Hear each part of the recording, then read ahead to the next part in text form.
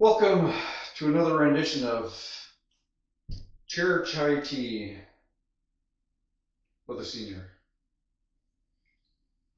Oh, that's good. So let me tell you a story about how I became the videographer for a famous Canadian rock band known as I'll tell you later. Back in 2000, year 2000, and I said in my last story how I like to connect stories.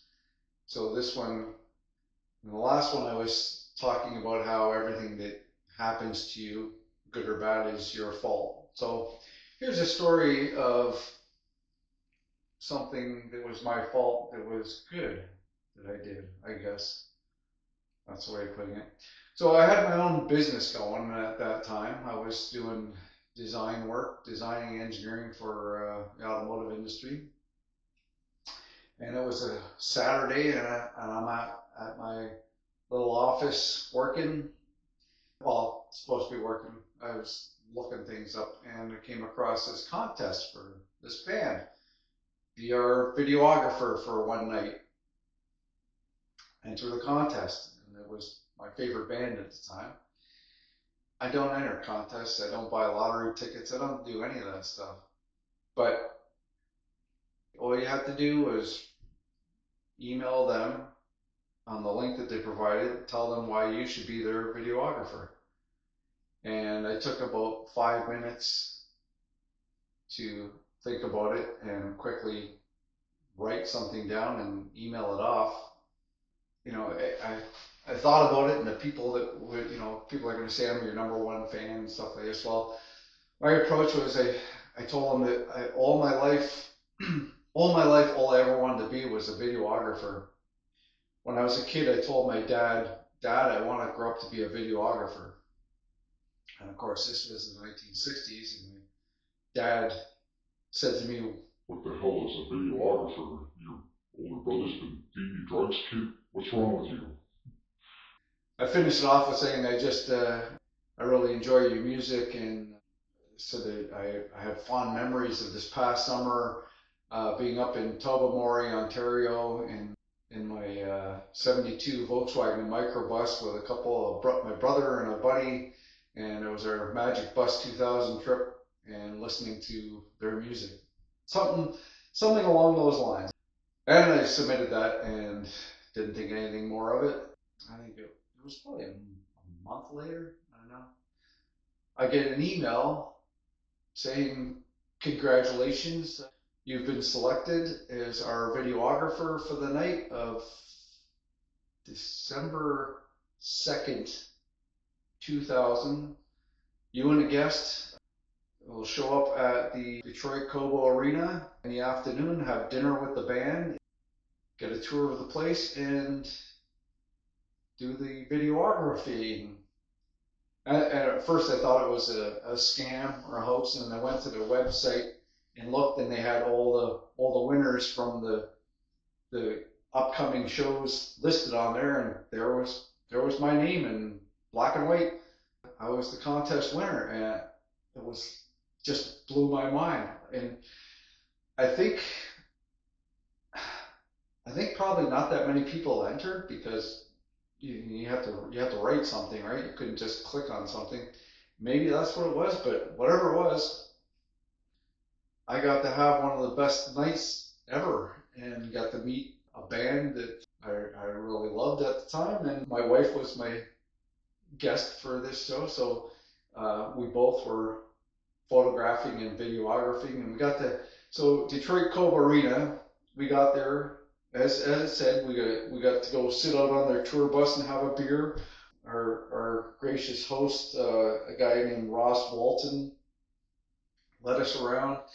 We had dinner. I'm sitting there having dinner or having supper or whatever, and I don't even realize that sitting right behind me, the lead singer of the band, is just like another guy. There was only like 10 people there sitting around having something to eat, and he was right behind me. I'm like, holy cow, this is real. This is weird. we got to watch them do their rehearsal. So we're sitting in Cobo Arena, pick whatever seats you want because nobody's there yet, and we just sat there and listened to the band warm up and rehearse and everything. We got to go. We had passes, so I could go right up to the front of the stage. You could go up onto the side of the stage to get better shots anywhere in the building. I had already bought tickets for the concert. We had planned on going, and so I gave those tickets to my brother and his wife, one of my brothers, and I could actually see him up in our seats before the show started when they piling in. That was quite the exciting night. They asked us, our host there asked us if there was any song that you wanted the band to play that wasn't on, because we got a copy, a list of the songs that they were going to play for that night, and if there was anything particular song we wanted to hear. I picked an obscure song that was from their new album that was out, and the second set they played that song, and I was so, I don't know, such an adrenaline rush that they were playing the song that I had requested. It, that I filmed it, because what they did was you filmed a bunch of stuff, took pictures, filmed a bunch of stuff, and they picked the best of the videos that you took. They picked the best one, and that song would go up on the site. It was on canoe.com. So every city, the person that was their videographer, their song that they videotaped would go up there. I was so damn excited that on filming, you could see the camera doing this because my heartbeat was pulsing through it, and it ruined the video. It sucked. I couldn't use it. I have a copy of it, but it was no good. So uh, that song didn't end up going up. The one that did go up was a song called "Long Time Running" by the Tragically Hip. That was the band. That was Gord Downey that was sitting behind me as we were having dinner. Of course, got to meet the band after the show and say hi and get a couple pictures and that, and I'll see if I can add that one of those pictures to this video. But anyway, so that's how things can be your fault in a good way as well, and how I became the videographer for my favorite band for one night back in December of 2000 at the air-conditioned Cobo Arena. Hope you enjoyed this, and again, I'll end this version of Chair Chai Tea with a senior.